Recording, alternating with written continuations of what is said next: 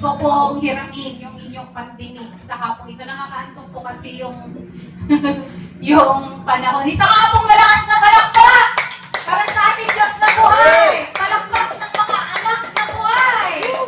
Oh, naku po, yung mga hindi po malakpak, ha? Humihinga pa po ba? Isang malakas na amen! Amen! Yung mga hindi nag-amen, may pulso pa ba? Amen. Kanina po nabasa na po ang ating teksto. Ulitin ko po para sa mga hindi po nakarinig. Mula po sa libro ng Salmo sa Old Testament. Chapter 24, verse 1. Sabi po, ang buong daigdig, lahat ng naroon, may-ari ay si Yahweh, ating Panginoon. Ulitin ko po, ang buong daigdig, lahat ng naroon, may-ari ay si Yahweh, ating Panginoon. Pagpalain po ang salita ng ating Diyos sa hapong ito. Bibigyan ko po ng temang binasa natin sa libro ng Salmo, God owns everything and we own nothing. Sa mga nakarinig na po sa Balintagnawan. God owns everything and we own nothing. Sino po dito ang may pangarap? Ako po may pangarap. Si nanay po, siya yung pinaka-advance of age nandito. Siguro may pangarap ka po. Ano, mami? May pangarap ka ba? Meron pa. Sa ganyang edad, may pangarap pa siya. No? Pero kapatid, lahat ng nakikita mo, tingin tayo sa labas, yung mga dahon, mga kahoy, mga yero, no, mga damo, even the chair that you are sitting now, ay galing po yan sa ating Panginoon. Naniniwala po ba kayo? Amen. Yung tubig na ininom natin, ay galing po yan sa ating Panginoon. Amen. Kung may mga pangarap tayo, ang sinampal ko po noon si Ate Vic, si Pastor Vic kasi wala siya, pinagchismisan namin. Para naman hindi ako guilty, gusto kong example ulit si Pastor Vic para malaman po niya. So hindi po lingit sa atin, si Pastor Vic ay nagmamay-ari or isa sa nagmamay-ari sa Esteban Resort. Sabi na natin, siya lang ang may nagmamay-ari. Kasi example po natin sa hapong ito. So siya yung nagmamay-ari.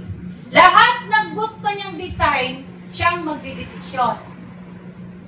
Wala kang karapatan ng kapitbahay or kaibigan niya.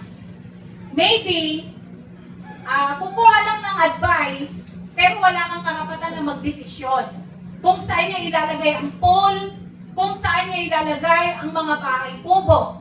Kung magpapatayo ba siya ng kids, kung maglalagay siya ng kids PlayStation, or meron bang yung yung mainit, bathtub, yun.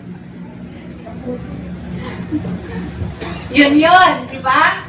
Siya lang yung may karapatan na mag-decide kung ano yung gagawin niya sa kanyang resort. Kasi siya lang yung nakakaalam kung ano yung ikakaganda. Maybe yung isusupport lang natin sa kanya, kung hihingi siya ng advice, dadagdag yon sa kaalaman niya para sa pagpapaganda ng kanyang resort.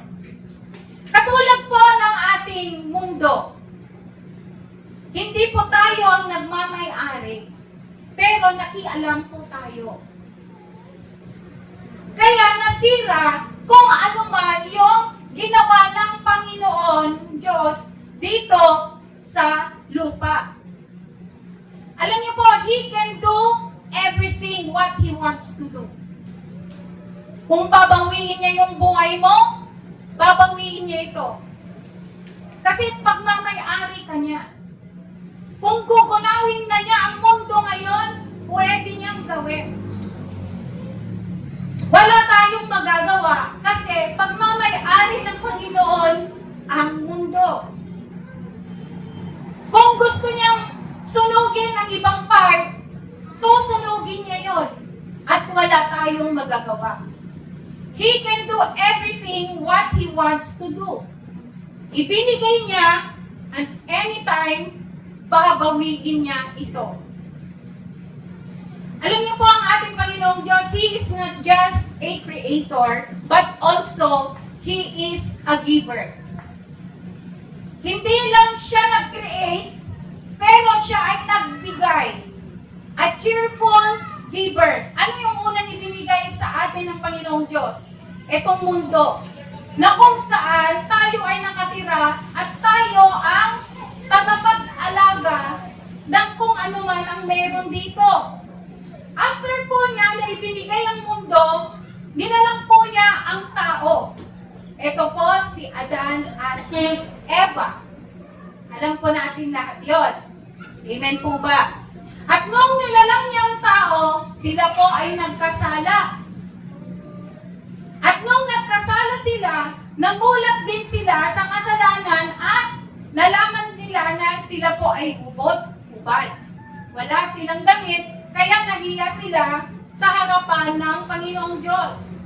Ang ginawa ni Adan at Eva, kumuha sila ng dahon, pinagtagpi-tagpi, para yun yung ilagay nila sa katawan nila para hindi sila makita ang hubot-hubad ng Panginoon. Pero, sabi ko nga, our God is not just a creator, but also He is a cheerful giver. Nakita niya yung mga dahon sa katawan ni Adan at Eva at pinalitan niya yun kahit na sila ay nagkasala na. Alam niyo yung pinalit? Yung animal skin. Kasi yung dahon malalagas. Pag natuyo yan, malalagas, makikita din yung kanilang kahubangan. Kaya nagbigay ng Panginoon yung long-lasting na kanilang isusuot sa kanilang katawan upang patuloy na matakpan ang kanilang kahubangan. Nagbigay siya ng animal skin kahit na sila nagkasala na at ibinigay niya ang kanyang kaisa-isang anak na siya ang ating Panginoong Yesus na siyang tutubos sa ating mga kasalanan. Namatay ang kanyang kaisang-isang anak and after 3 days, He rose again at umuwi sa tahanan ng kanyang ama. Pero kahit umuwi, hindi niya pinabayaan ng tao. Ano yung last na ibinigay ng Panginoong Diyos sa atin? Ang Panginoong Yesus. Ito ang Holy Spirit na andito sa ating buhay, na siyang kasama natin, na siyang nag-lead at siyang nag-guide sa atin. Kaya purihin po ang Panginoon.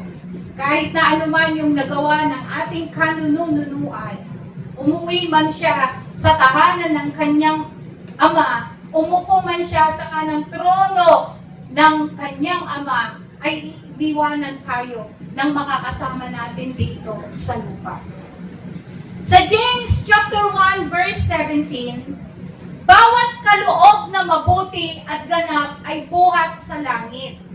Hindi siya nagbabago, hindi niya tayo iniwan o binabayaan man sa dilim.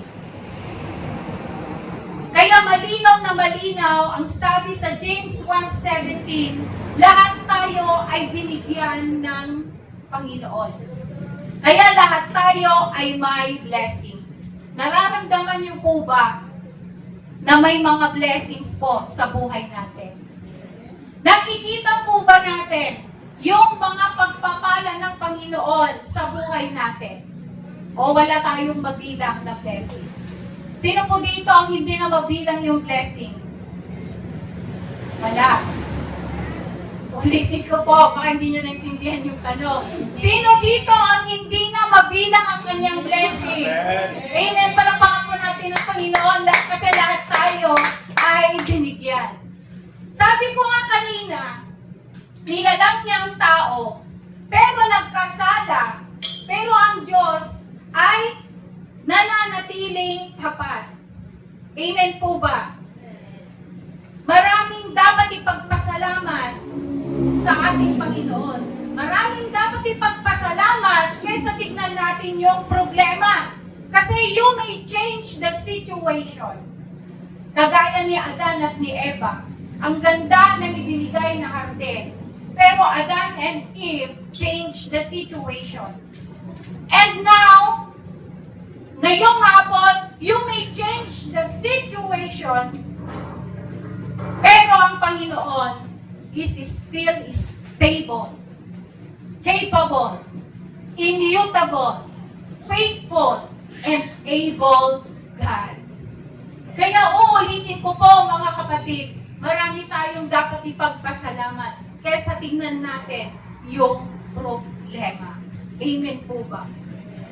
And if you are grateful sa pinakamaliit na bagay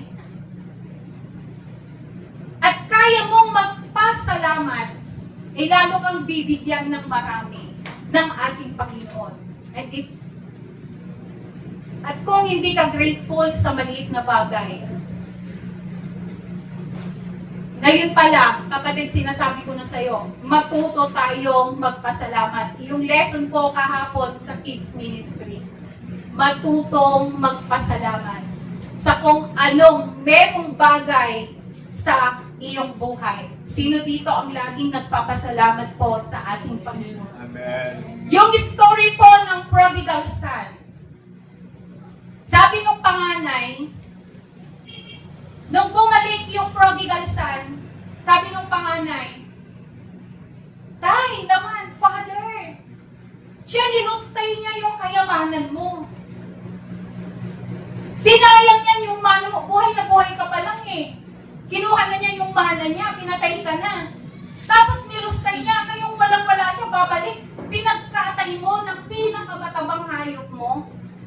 Tapos dinamitan mo ng bago samantalang ako na lagi mong kasama. Hindi mo man lang pinagparty.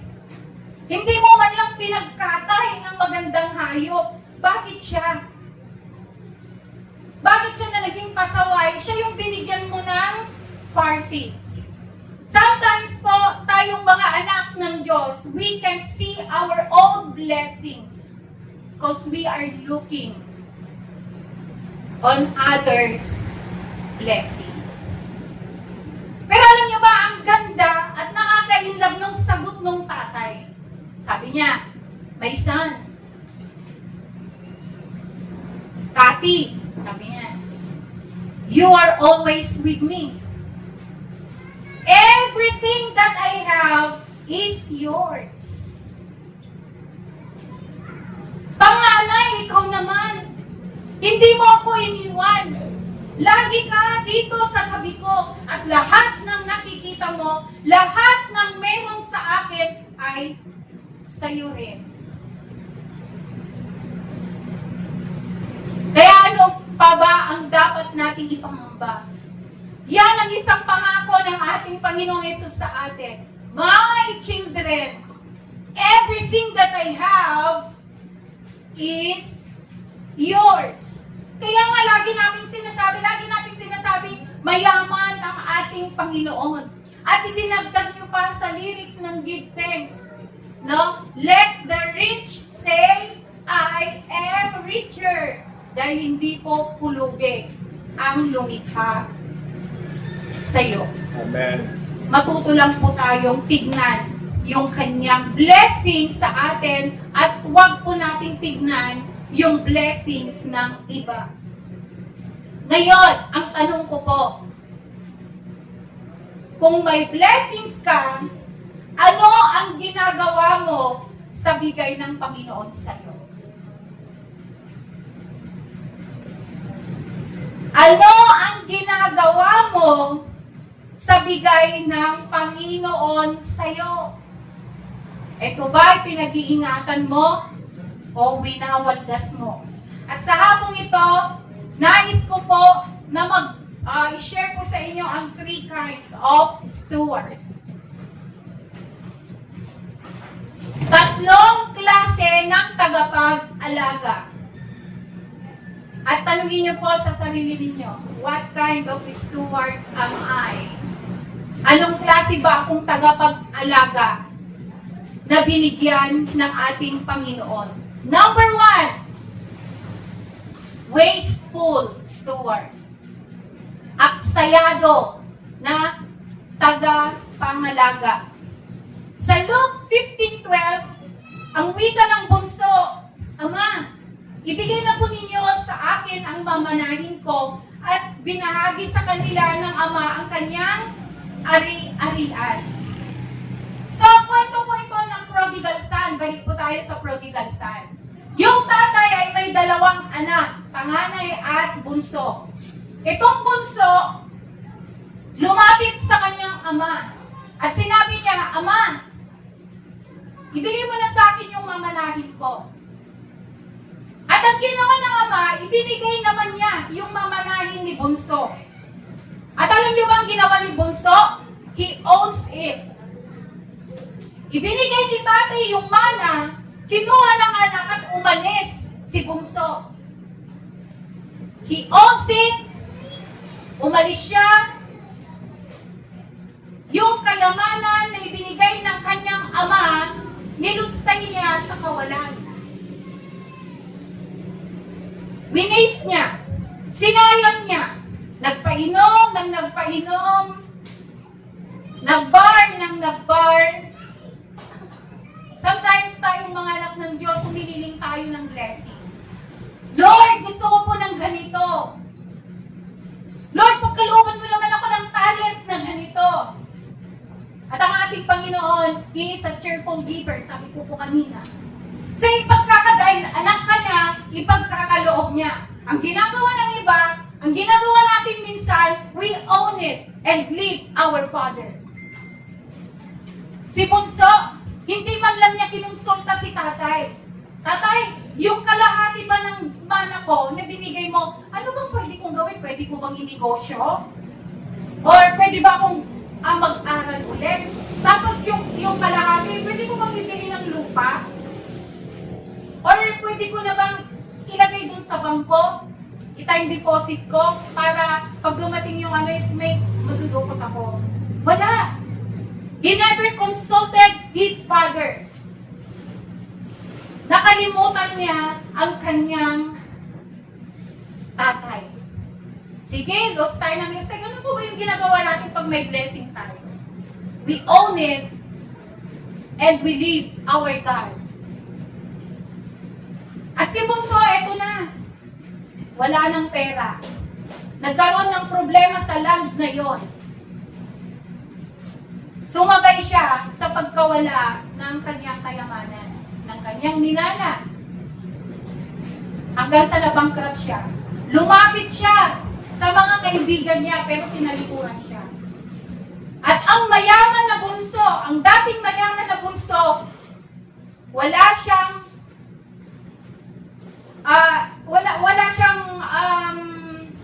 ibang inisip kundi magkaroon ng trabaho. Pumunta siya doon sa may mga nag-aalaga ng baboy at pumasok siya doon bilang magpapakain sa mga baboy. Pumasok siya bilang tagapakain ng baboy. Imagine, nung nasa tatay siya, pinagsisimbihan siya, may mga servant, may mayordoma, may mga maids, hindi na niya problemahin ang kanyang kakainin dahil ang mga maids, ilalagay na lang sa table, sa dining table, kakain na lang siya. Pagsisilbihan siya, maging sa kanyang pag-inom ng tubig. Pag wasteful steward po tayo, magkakaroon ng emotion. Tama po ba? Kasi walang-wala ka na eh. Emotion ang mangyayari po sa atin pag naging wasteful steward po tayo.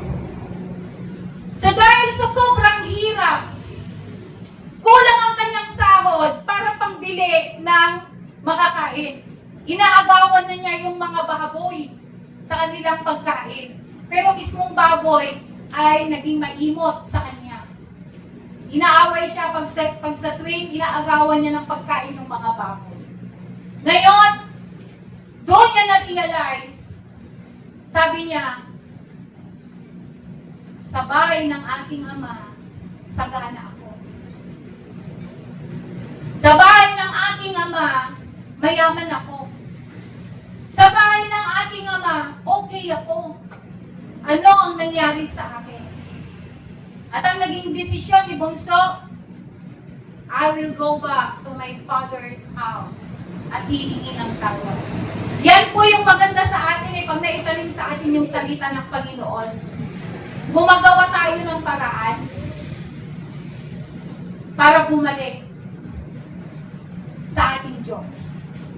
Tayo yung gumagawa ng paraan para muling manumbalik yung presensya ng Panginoon sa atin. Katulad ng ginawa ng bunso.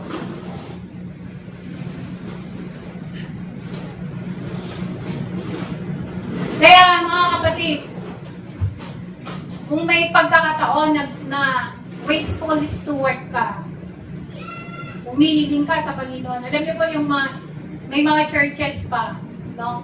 Na yung mga member nagpapapray yan sa pastor. Pastor, mag-a-upload ako, pag-pray niyo ako, ay nag-a-apply ako, papuntang ano, ganyan. So ito namang si pastor, nilelehan sila, nanaway matanggap sila. Nung natanggap sila, they own it. Pero nakailang bakasyon na, ni hi, ni hello kay pastor na nag-pray sa kanila, wag na. Diba? Pag humiling tayo sa ating Panginoon, ikonsulta pa rin natin sa ating Diyos. Yung mga blessings na ibinibigay niya sa atin. Yung mga talent, Lord, gusto ko pa na maging magaling ako sa pagkitala. Binigyan ka ng talento ng Panginoon, you own it, pero ginamit mo sa iba. Ginamit mo yung talent mo sa iba. Pag ma-realize mo, gawa tayo ng paraan kung paano mapanumbalik sa ating Panginoon. Alam niyo po, nung bumalik yung bunso, sabi niya, tatay, babalik na po ako dito, hirap na po ako doon. Alam niyo ba, hindi lang ako katulong. Mas mababa pa ako sa katulong dahil pakain lang ako ng baboy. Tay, balik ako dito sa mansyon mo, dito sa bahay mo, kahit na maging katulong mo na lang ako. So pag wasteful steward ka, may demotion. From prince, no? From prinsipe sa loob ng bahay. Ang naging nais niya ay maging katulong. Pero syempre, di pa kaya ganyan ang kanyang tatay. Dahil anak siya. So mga kapatid, are you a wasteful steward? May mga biyaya ba sa atin ng Panginoon na ibinigay? Ipinamahan niya sa atin. Pero hindi natin ito pinagpasalamat. We own it and live our God. Pangalawa, faithful steward. Tapat. At pag faithful ka, kanina pag wasteful, demotion. Pero pag tapat ka, may promotion. Matthew 25:15, binigyan niya ng salapi ang bawat isa. Ito yung parable of the talent. Binigyan niya ng salapi ang bawat isa ayon sa kanya-kanyang kakayahan. Binigyan niya ang isa ng 5,000, ang isa na may 2,000, at ang isa pa ay 1,000. Pagkatapos, siya ay umalis. Kung kanina, humingi siya ng mana. Eto naman, boss, na nagbigay ng talent, sabihin na natin pera, nagbigay ng pera. Pinagkatiwala niya yung pera niya sa kanyang mga servant at umalis. So alam natin, nababalik itong boss na ito. So ang tatlo, yung isa binigyan ng 5K, yung isa binigyan ng 2K, yung isa binigyan ng 1K. God is fair enough dahil binigyan niya tayo ng kaya nating i-handle. Kung 5,000 lang ang kayang i-handle natin, yun ang ibibigay ng Panginoon. Mag-i-start ka pa lang ng business, hihiling ka na ng 10 million. Diba? Nag-a-apply ka pa lang ng trabaho, graduate mo sa college, a-applyan mo na ng chief of section. Siyempre yung knowledge natin. Matrain yung buhay natin bago tayo paangat. So, ganun ang ginawa ng boss. Ito lang ha muna. 5,000 muna, palaguin mo yan ha. Kasi, wala kang experience sa pagninegosyo. So, itry mo muna itong 5K. Palaguin mo yung 5K. O, ikaw naman. Dahil galing ka sa ikapitong bundok, wala kang kaalam-alam dito sa city, 2,000 muna. Palaguin mo yan. At ikaw naman, hindi ka nasanay sa pagtatrabaho. 1,000 lang yung ibigay ko sa'yo. Palaguin mo yan. So, parang ganun yung ginawa ng boss. At babalik itong boss na ito. So, itong tatlong servant na ito, naku, ang bait naman ni boss, binigyan ako ng ganito. Kailangan ko palaguin kung ano yung ibinigay niya. Sabi nilang ganyan.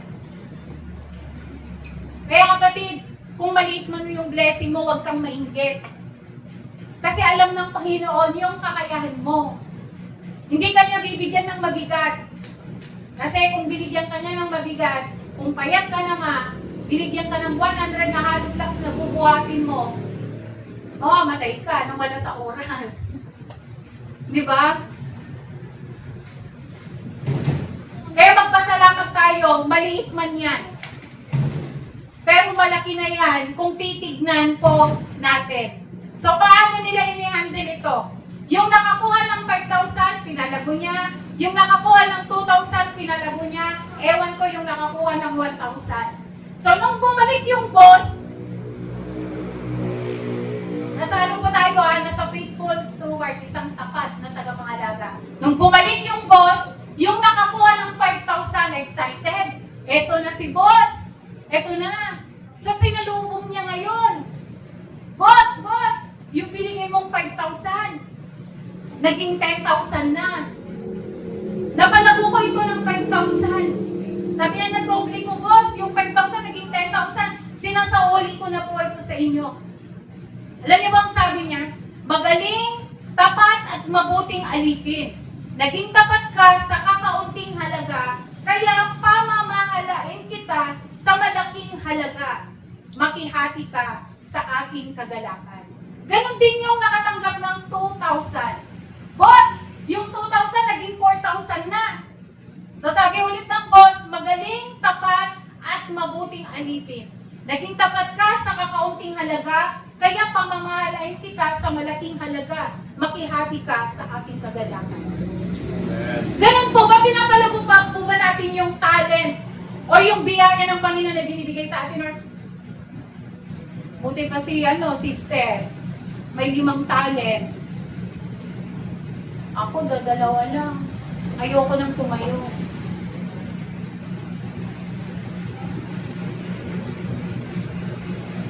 Mabuti pa si ganito. Kaya niya yung ganito, kaya niya yung ganyan. Ako, eto lang ang kaya ko. Uupo na lang ako. Sabi ng Panginoon, makihati ka sa aking kagalakan. So, may promotion. Nung una, isa lang ang Bible study ko, yung sinampol ko noon, si Bishop. Santa Ignacia lang noon. Pinagkatiwalaan siya ng 1K. Santa Ignacia, ngayon naging 3K na. Hindi lang nadubli yung 1K. Na 3K na siya. May Santa Ignacia na, may sabit pa siya. May balintang naway pa siya. Amen. Amen. Yung isang Bible study mo, naging 5 Bible study.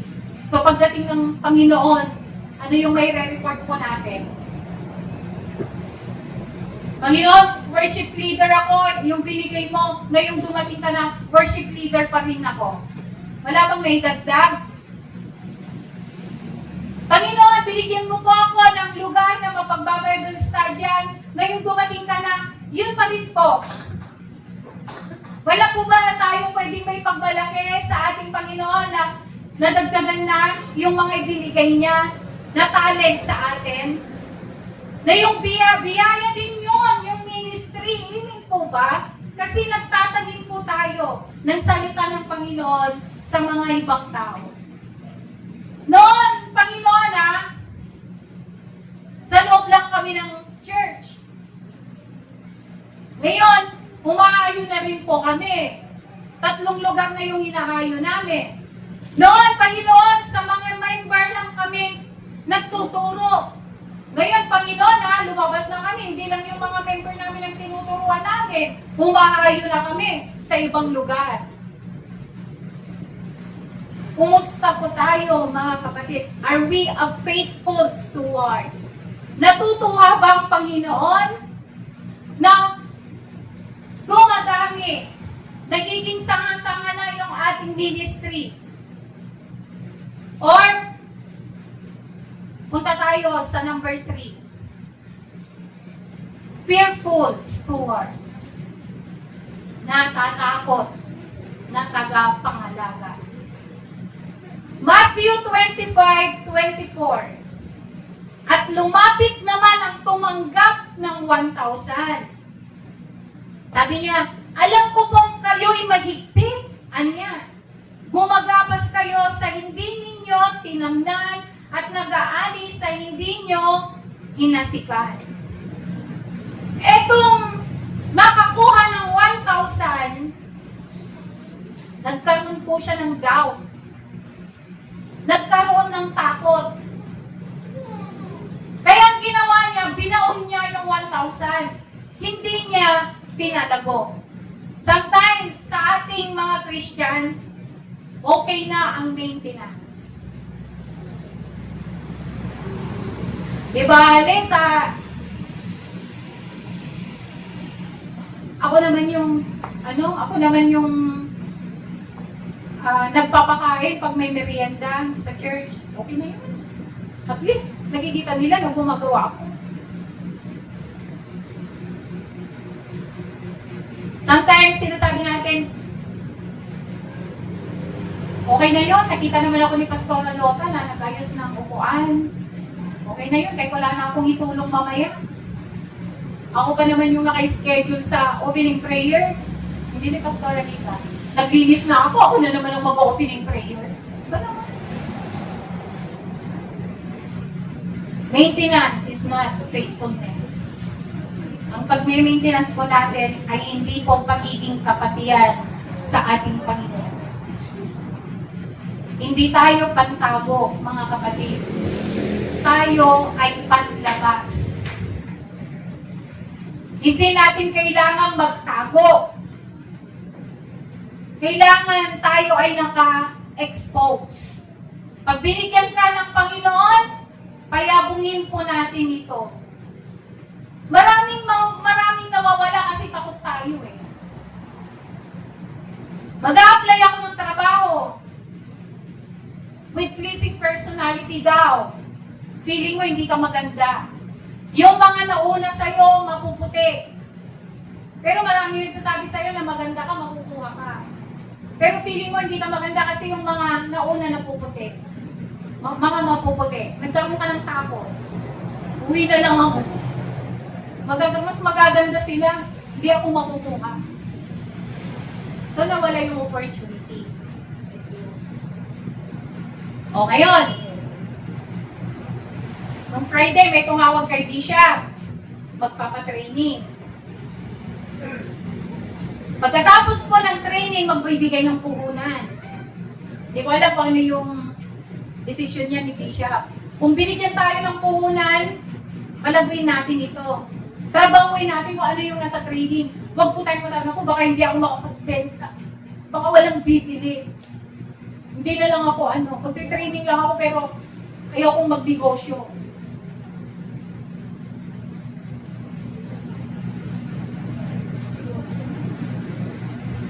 Pagpapalain tayo ng Panginoon pagdating ng araw na yun. No, kasi ni-expose niya yung talent natin. Ako hindi ako marunong magluto. Alam ng karamihan yan. Pero a-attend ako sa training. Baka ibinigay na sa atin ng Panginoon yung talent ng pagluluto. Natatakot lang ako kasi baka hindi masarapan yung mga kakain. Pero kailangan kong i-expose yung talent na bigay po sa atin ng Panginoon. Mga kapatid, lumabas ka sa lungga mo. Ilabas mo ang 1K na yan na bigay ng Panginoon. Ibalik mo sa Kanya ng 5K, ng 10K.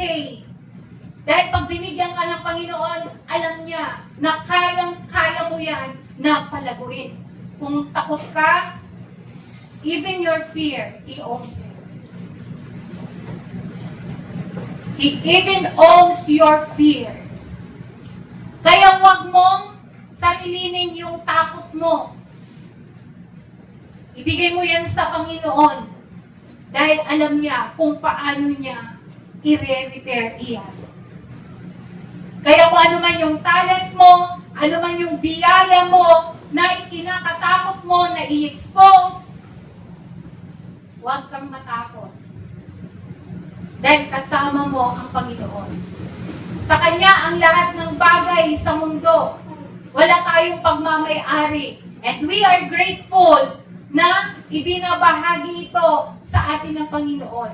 Sa Kanya lahat ng nakikita natin, and we are very grateful dahil isa tayo sa tagapangalaga ng Kanyang nasasakupan.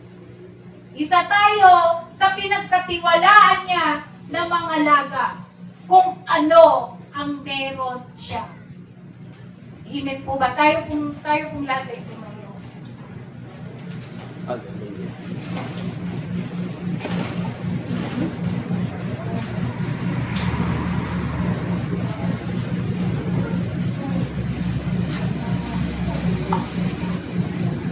Ulitin ko ba lahat po ng nakikita natin ay biyaya po yan ng ating Panginoong Diyos. Yung oras mo, biyaya yan ng ating Panginoon. Yung kadahakbang mo, lahat ng tinatapakan mo, pagmamay-ari yan ng Panginoon. At ibinahagi niya yung biyaya niya. Kaya nakakatapak po tayo dito.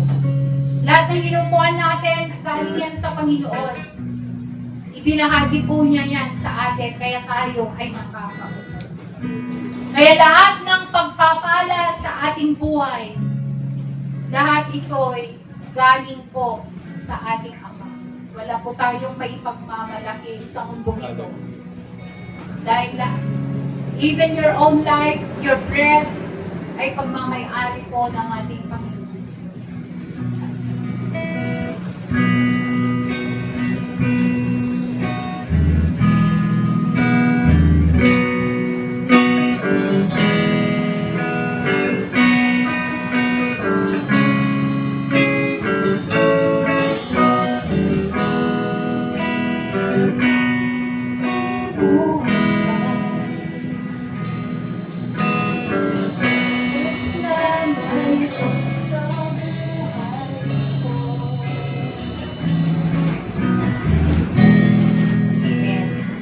Pakiulit mo, brother.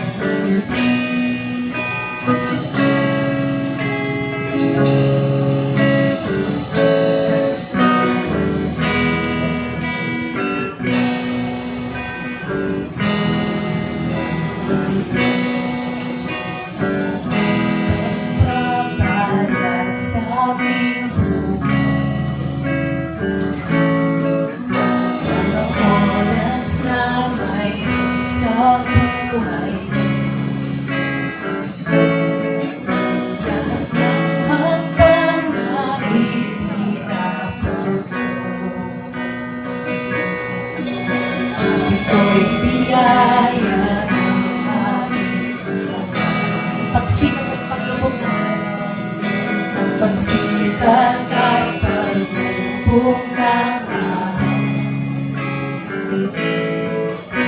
Simoy ng bulag lahat ng at ang panahon ng buwan. Lahat ito'y biyaya ng ating lahat ay biyaya.